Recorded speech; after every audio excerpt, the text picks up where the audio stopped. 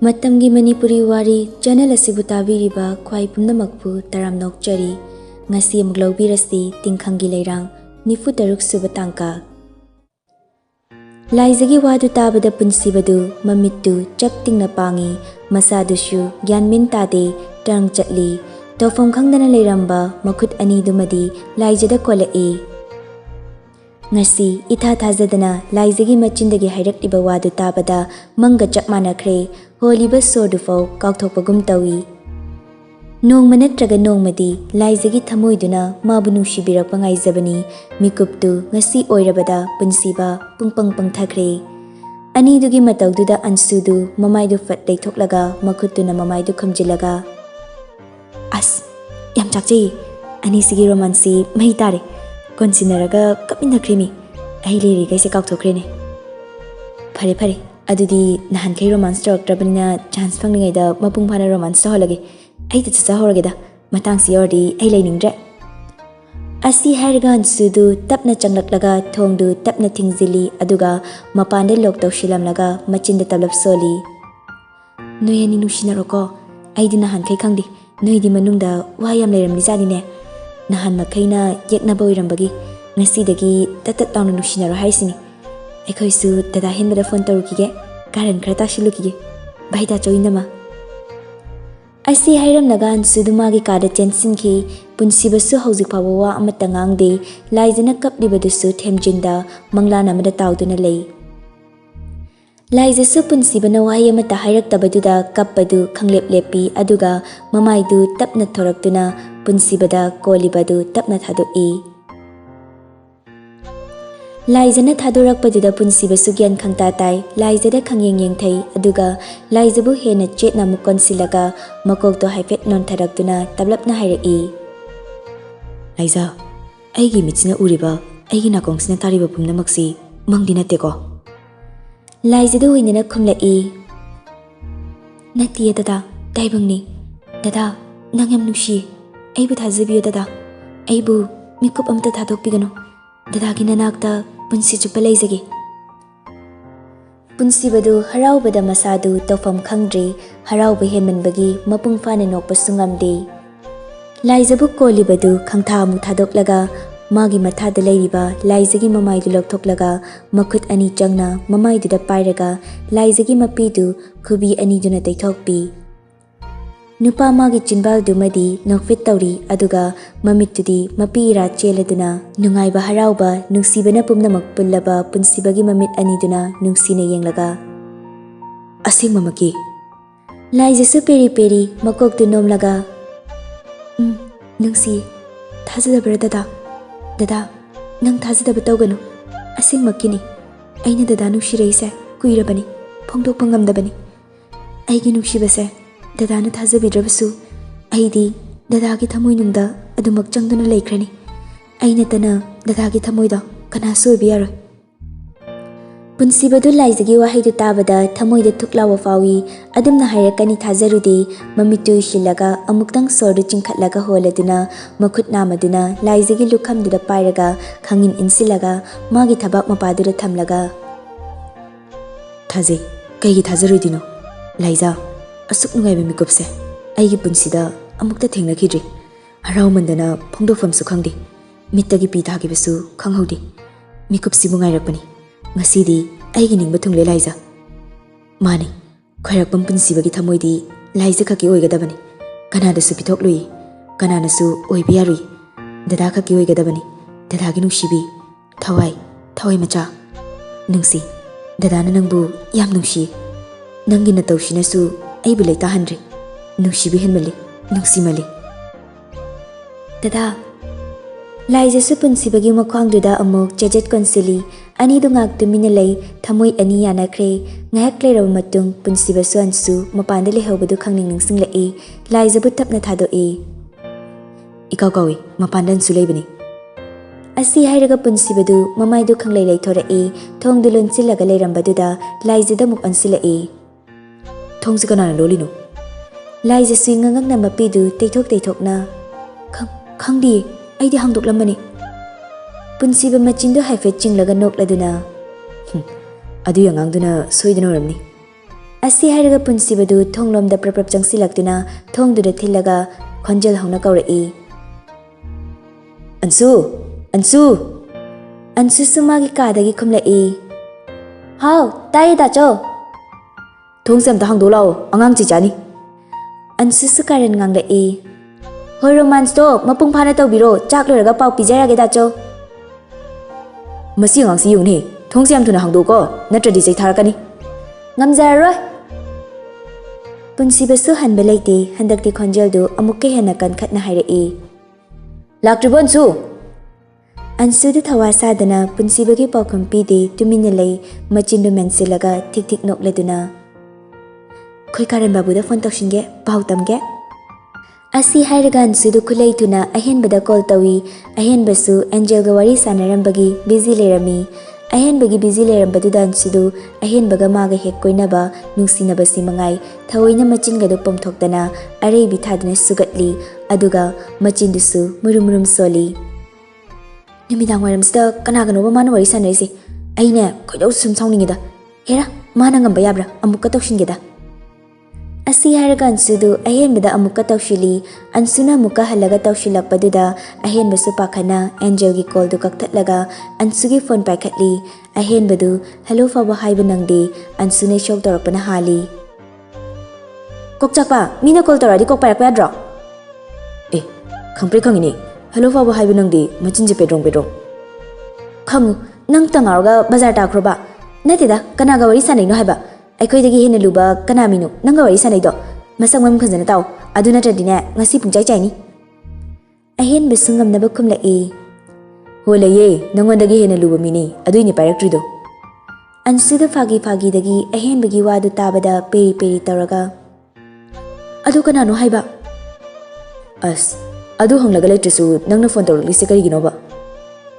Nang hairodra sasar hairo. Ahenbasu Ansugu machingum khali phagi ta thorei. Nangna hayo haraga aini hekta haigadro. Nangna haini haiba wado hanamta hairo. Ansu su makha tana hangudre nokmi. Aduburo aikhoida chogei namagase nahan khei nungsinadabra. Kaigino nangna hipa sabiriduna mi nungsine kaino. Chatlo ada aingonda lotanaga story. Hoi bungo aisu wari pumba khangjarabado nahan khei namana tachog nungsidabado ngasidi namana tachog nungsi haikre. Ansugi wadu tabada henbadu phamungda longna tumlambadu fukhogalaga famladuna. Ha, asingbro Ansu, sono nangna harisba asingbro. Asingbani dahenba, aigi nasna tarabani, imit mangna surabani, mi konsinaraga kapmina hoyeba dahenba. Ahenbasu haraure. Hois, adudi yam nungaiba pawnine. Ai heyengma Bangalore da changake, aduga pawmi hoibagi ichangi treat pigi, khangnidana. Ansu du pishumani du sukchillaga. Kari ichan haiba. Ansu, nang wari sanarido kanano, phone du thugayura. Punsibana kaurakpani Ansu du khangpre khangi, phone du da mamaidon silaga taha. Dahenba, dachona kauri, amta chalukige, horen amuk torake, thamlage ko. Asi hairaga phone du sat kakthaklaga tafing chenthoraktuna thong du sat hangdoi. Thong du hangdokpaga punsibadu paithorakpana hali, Ansugi mana du pairaga. Thong lonsiluna kanana hai. Ansu du machin du sugatlaga. Ayoma, dacho, nai thadobase. Matung du tawgidraba. Ansu du peri. Ai leina nuyani na konsinaraga aibu kamaina yengamdoino. Aduge su thong lonsilabani kaino. Laijadu mana punsibada kolubanina Ansugi wadu tabadai kaiba fawi mamaidu nontharaga makut anidu suru neiraga khangi. Punsibasu kumpham khangde Ansugi manadu fathadoklaga wa thaidorei. Nanamaga makhada kominaro. Asi hairamlaga punsibadu mamaidu fat leithoklaga yam thuna stair du kumthaki. Ansusu manadu pairaga machindui pompomna. Inama makhada kumlaslo nangna wase yam phatte. As ina kongsina abada. Laiju Ansuda yengba ngamde tablapna khumlai. Hoi, nang mangtharo. Ansusu laijani kaibadu ubada nokvet toraga laijagi makutu ta pairaga. Inama yare khrai kairadi mangthadrasu chatminaslo. Asi hairaga laijabu chingduna purai, laijasu Ansugi matung illi. Anidu chakhumna changlai, lansindugana chak thongduna leirami. Aduga punsibaga chawbagana dining chair da famlaga wari sanaraga leirami. Laijadu pakhana changsilaktuna. Ningthouja kayam kuirage halakpa aidi khanghaudre chaktu aikhoi thongese Ningthouja pothapiro Lansinlishu laijada nungsina yenglaga ai chatre nang kaka khak chatle ngasidi no yaurakanu henjang sidi Ningthouja na tawrage ironbase ngahak ingalaga nang irolo hoi Ningthouja Punsibadu chawbaga wari sana na mamittu laijada noki tawduna amuk yengi laijaga ansugasu lansinlugi mateng pangsili asumna chak loiraduna mayamdo harau chak chaminei chak toklaba matung chawbaga lansinlugasu moigi roomda changkhre ningthemsu magi roomda changkhre ansuga laijagadi mayam charambagi kolik to fenghauri Punsibasu laija hoina kolik fengpham lomda changlaktuna thongjin mayadagi makok tu cheptharaga huirap yenglamlaga tawfam khangda moigi kada oina kakhalai ngasai makai harauringai magi phone du kauktoklure room manungda ringtone makhonduda punsibadu haujiktada khangning ningsingi thangliba khongthangdu thurap thangduna yam thuna roomduda chinsilai double mathakta leiriba phone du satpai khalaga kanano yengi sanahagi call orambaduda punsibadu laija chatpagi wafamdu khangning ningsinglai phone du paikhalaga sanahana kari harakani khanbada lakliba phone du su paikhatpa ngamdre Sanahal so mukus tawshilai handakti punsibadu phone du off set tawshilaga table mathaktuda thamlaga sofa duna matha sana famthai talaktuda laijagi phone du su call lai punsibasu mamaidu sat lekhatlaga yengi laija su taha chensilaktuna phamungda khingliba phone du sat paikhatli hello baba laija na baba haikibadu tabada punsibadu pishumdu khangsuk chilaga pakhana phut hogatli punsiba halabo Laija suwari sana-sanaraga punsibagi manakta lai. Halai. Nang lakpagi wafamdo punsibada haikrabani. Phone tawbasu paikhati. Kamdawshige. Laijadu punsibada fairap yenglai. Punsibasu chingnana laijagi manak nakna changsilai. Laijasu punsibada yengna khumlai.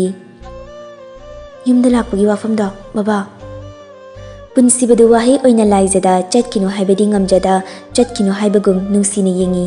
Laija sumamaidu anthokduna tumina laikre ma khumpham khangdrabani asomdagi sanahasu laijana tumina laikibaduda laija tabro laija su taha taye baba tanjaduda punsibasu tungdagi laijagi makhwangduda tapna kolai laijadi khangprek khangi punsibada khanging khalai aduga tablapna khumlai baba ayumda laroi Laijagi wadu tabada punsibadu pungangai makoktunon tharaktuna laijagi lengjumduda ngatharai sanahal sungakna ha laroi haiba hoi baba dadada call tawranu thabak yam chinbani aiga thominaraknaba misu leite ai thamlage baba asi hairaga laijadu phone du sat kaktatli aduga magi mabuk mapaduda pairiba punsibagi makhutuda pairaga dada thaduse punsibasu laijagi nakong mayaduda tablapna Imagi kumondo yaudaba nungaite ningthemga chaluro laijadu khumpham khangde asengba haibasu hek ngamde tumina lei punsibasu laijabu kolibadu tapna thadoklaga mamaidu sat onthoklaga aisu yam chatningmani adubu numito meeting le yaudabasu yaroi aduna Ningthouja hoiga pulap thokminakro punsibagi wadu tabada laijadu lotpa yararoi khanbana mamaidu sat leithoklaga khonjeldu nikli dada Aina pangbiyoirubana dadabu thadoklaga yumda chatpa yanaba atai hairadi dadada yaroi khanbagi imagi kumoni hayo haiduna aina babada hayanmani ai lale dada ai bungakpiyo ai haujikti apangbiyoidre dadabu nungshibana isa pumba pungpang pangthagre dadabu thadoklamlaga chatpa sungamlaroi mikup amata dadabu udana leiba sungamlaroi aibu nanaktagi lapna thambigano Dadagi na thanungda aibu konsinduna punsi chupa thambiyo dada aina wakhal thenbiyo rubagi babada haijinkhibani dada aibu ngakpiyo laijagi wadu tabada punsibadu mathamoidu penman kramali mamaidu sat leithorai wahi amata haidabi laijabu khangpam khatlaga uru ungi laijadi khangpre khangi mamittu khangui usilaga dada adumai tawno kok ngawe punsibasu chaplepi pakhatna laijadi yenglaga As, harau mandana pungkau thore kok yam ngakhraba laijadu mamitu uirum pangladuna oinana hairai nungsibada kok ngakthokre Punsibadu nokfet tauraduna laijabu yengna yengna sofaduda famthai.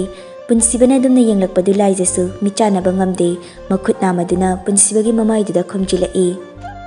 Punsibasu mong hadana laijagi makhutu tapna lauthoi aduga marau leiba mityengduna laijada munna yenglaga makoktu nontharakduna nashon pikna hairai. Kok ngawa fanaba guli chasiro. Punsibagi khonjeldu nakshinna tabaduda laijasu mamaidu tapna nonkhalai. Punsibana magi mamai nakna sum nontharakpaduda laijadu pishumanidu sukchillaga masadi papa khana. Yani char ngak leraga fakrani. Asi haraga laijadu tofam khangda makhutu na mamit aniduda thammi. Punsibasu nokmi laijagi makhutu lauthoi aduga tapna sum hairai. Chadaba yaroi mituishin kino aigi mitsida munna yenglo guli pijage. As dada nangse yamna mayam yamna dinushi adushu adumaini yengmani ngamjaroida mihunsu yam chongi. Laijagi chongliba mihundu punsibagi masada faurakpagum tawi amuksu magi angangbu nungshina kaujai. Laiza.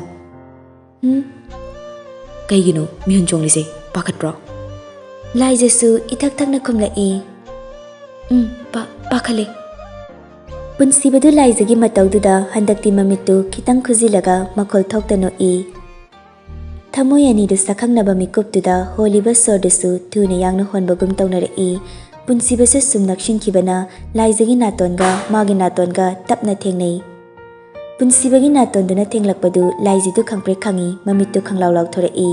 Punsibasu tablap hairai. Nang dadagi chinbalse break faba ngamdre lamyam heli. Nangna break fabi yukulaiza. Da laijadu dada haiba phok loishinba ngamhaude holiba sordu mapung fana hondokpa ngamdabagum taurai. Punsibagi mawongdu nahankhaiga sumanade onthokna matong hukkidre lamyam hemankhre. Magi angangdu gyanmenga tahande makhut namaduna punsibagi furittu kanna paishilai aduga punsibana pariba khuttusu mano aina paishinki aduga laijagi laukthoklamaba mamittusu chejet wishinki. Punsibasu laijagi makhuttu thadoraktuna laijagi mamaiduda tapna pairai. Laijana punsibagi furitta paishiliba makhuttusu tapna thadorai. Tawfam khangda lairiba makhut aniduna punsibagi ngakshamda oina silai.